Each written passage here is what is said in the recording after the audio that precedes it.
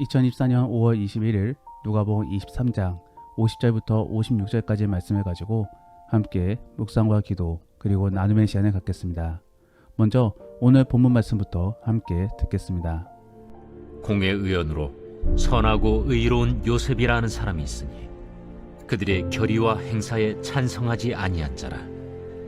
그는 유대인의 동네 아리마대 사람이요 하나님의 나라를 기다리는 자라.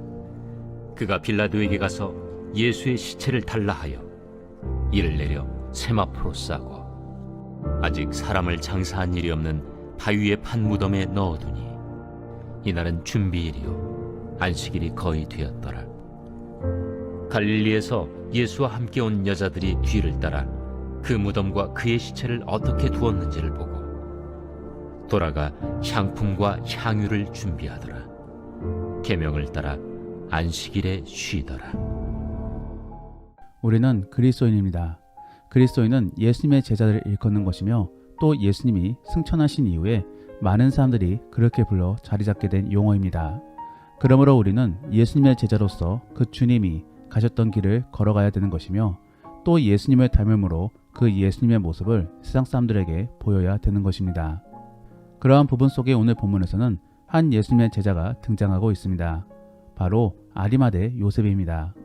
오늘 본문에서는 그에 대하여 제자라고 말하고는 있지 않지만서도 마태복음에서는 분명하게 그가 예수님의 제자였다라고 말해주고 있습니다.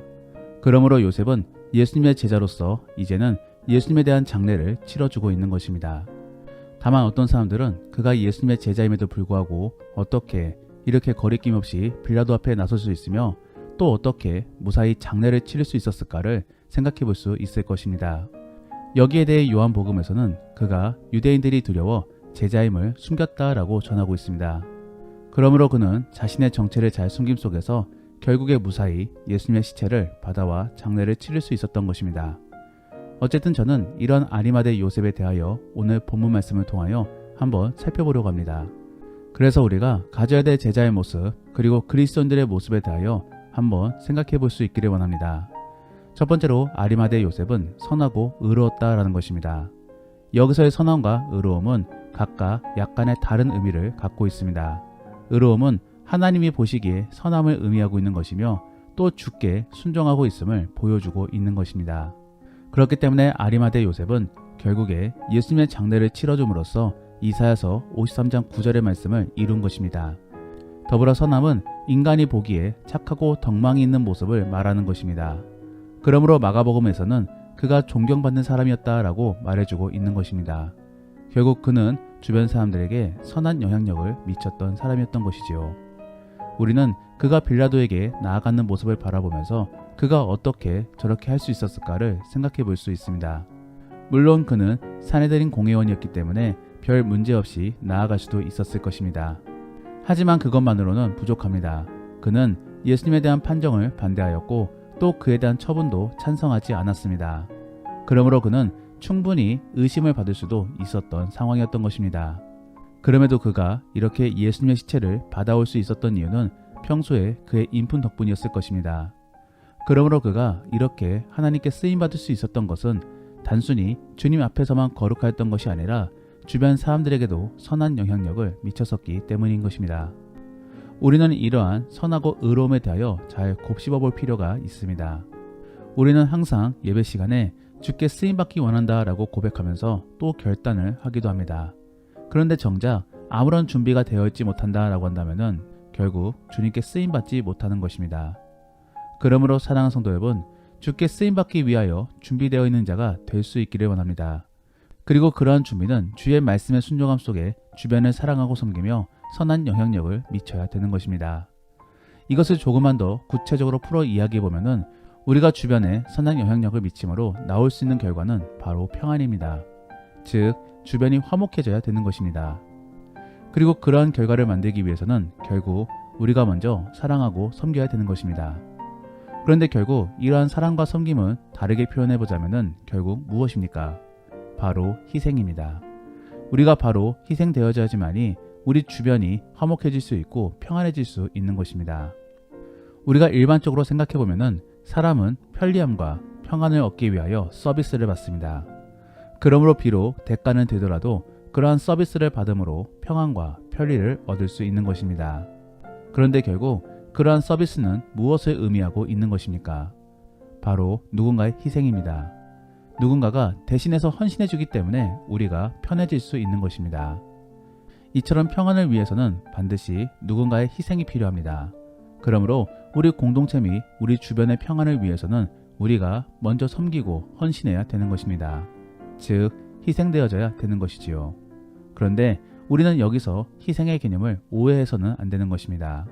희생은 단순히 당함을 말하고 있는 것이 아닙니다. 힘이 없음으로 당하고 자기 합리화를 해서는 안 되는 것이지요. 오늘 본문에서 요셉은 힘이 없는 자가 아니었습니다. 나름 능력이 있었고 영향력이 있었던 자였습니다. 그럼에도 불구하고 그는 희생하였던 것입니다. 우리는 이러한 요셉을 바라보면서 힌트를 얻어야 되는 것입니다.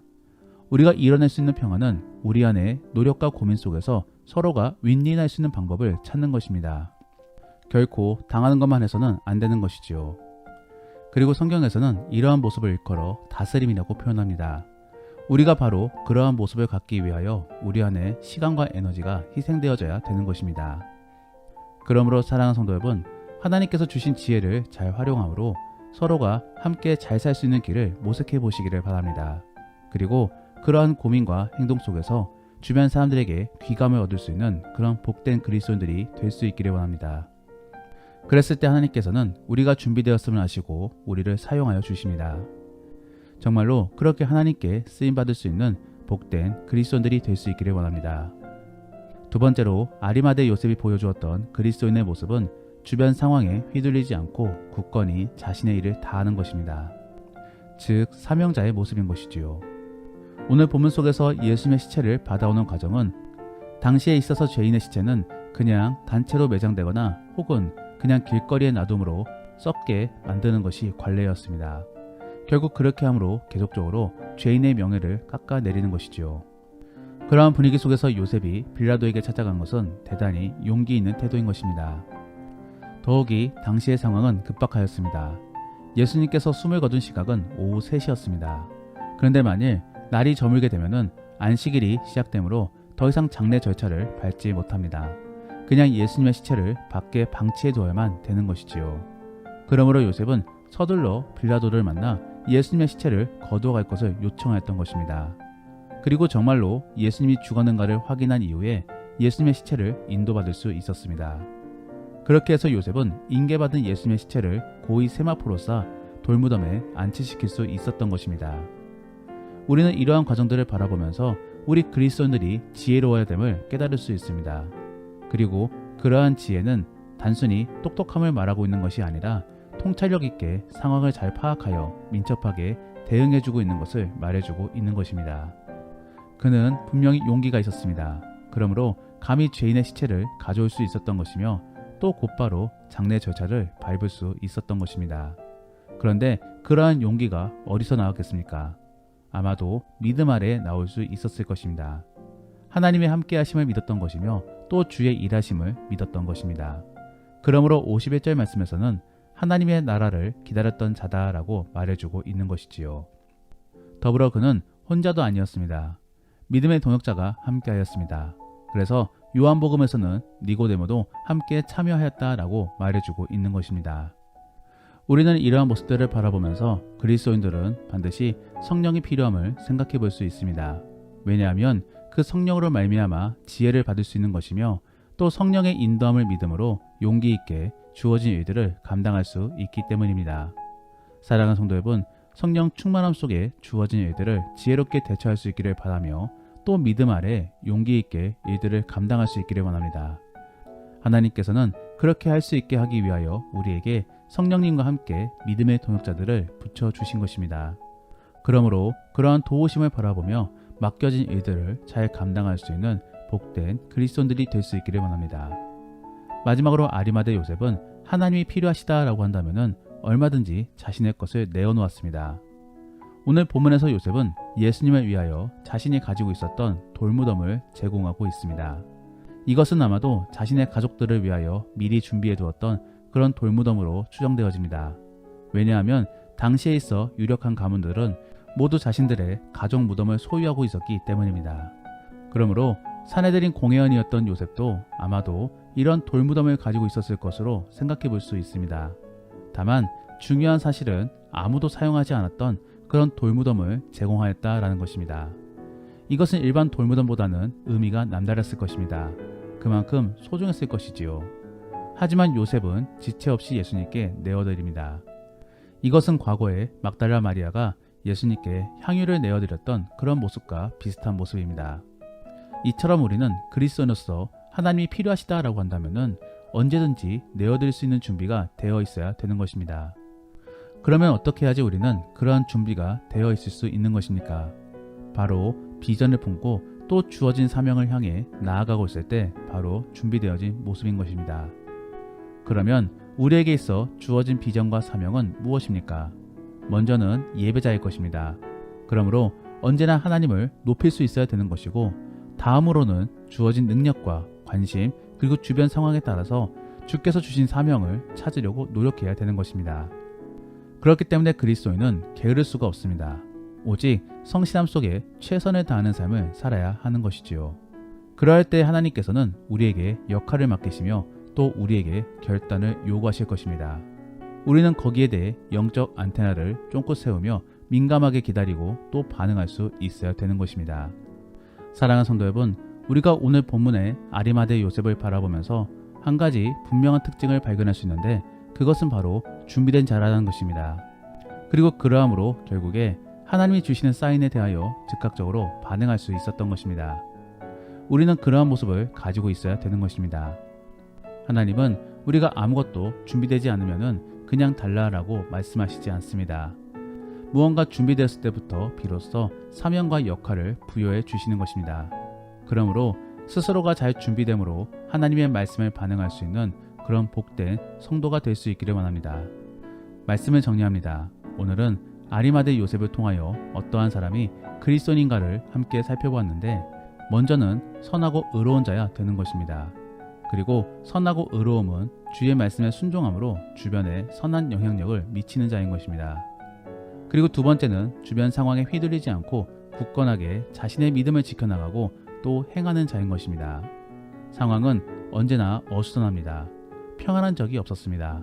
그럴 때 우리는 우리가 먼저 하나님께 받은 지혜를 잘 활용하여서 상황을 잘 바라봐야 되는 것입니다. 그리고 믿음으로 반응해야 되는 것이지요.